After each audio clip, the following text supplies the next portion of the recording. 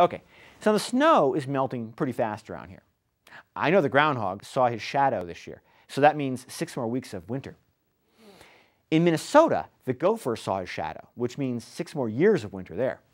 You'd think Minnesotans would be used to the extreme cold by now, but I think they might be going a little crazy. A farmer who lives in southern Minnesota, now he had a real thoughtful Valentine's present for his wife this year.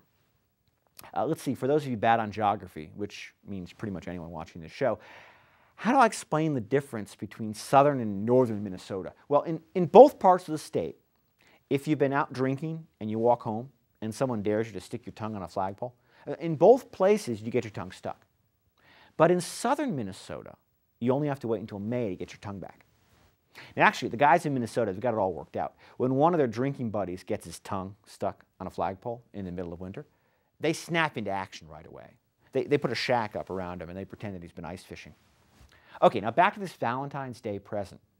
A farmer spent 2 days on his tractor building this Valentine's Day present. It was a heart-shaped, 1/2 mile wide pile of cow manure. Yeah. They've been married 37 years. She gets a 1/2 mile of cow poop. This guy must have been saving up for a long time. The wife, by the way, said it was cute.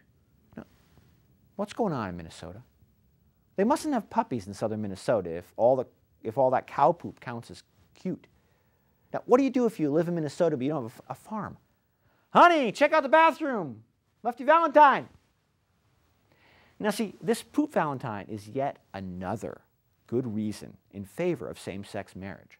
If straight people can have a happy marriage for 37 years based on cow poop, how hard can this whole marriage thing be? Meanwhile, up in northern Minnesota, they had their big deer hunting season a little while ago. Yeah. A couple of hunters drove their pickup truck into a state park to register the deer they had bagged.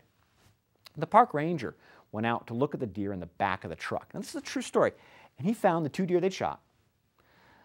But he also found a third hunter sitting there quietly with several broken bones in his leg. They tied a tree branch to the busted leg and they put him in the truck. They were planning on getting him to the hospital, but after they'd finished with the deer. Right. That's how they do things in Minnesota. That pretty much explains how Jesse Ventura got to be governor back about 10 years ago. The weather up there just seems to make people a little odd. Now, a little while ago in Blue Earth County, Minnesota, there was a run of burglaries. The sheriff's deputies were out investigating the burglaries, and they stopped in a diner for coffee.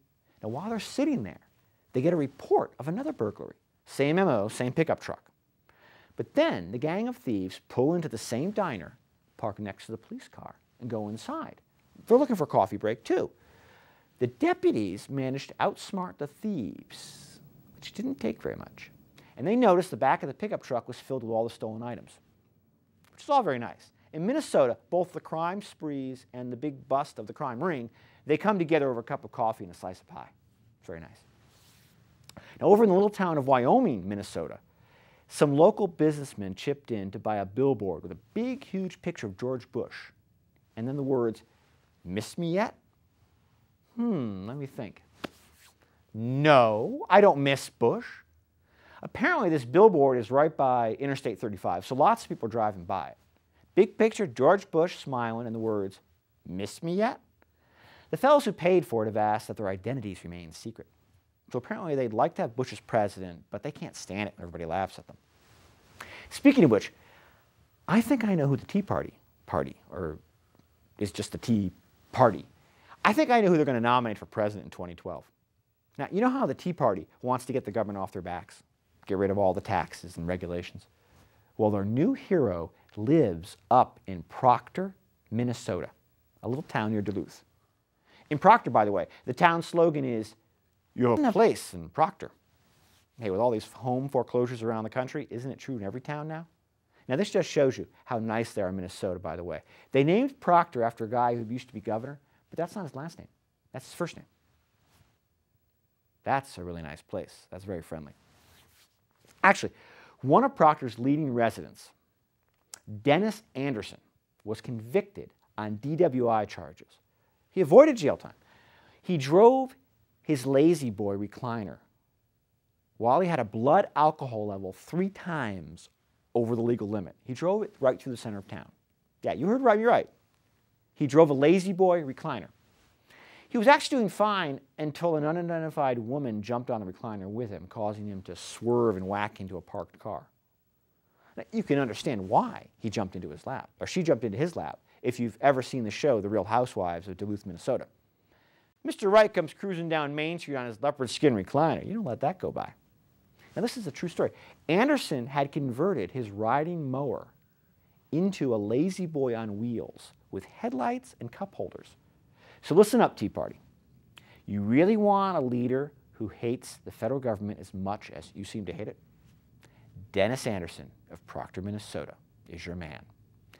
Anybody who thinks drinking a case of beer and driving his lazy boy down Main Street is a good idea really must believe that any kind of government at all is useless.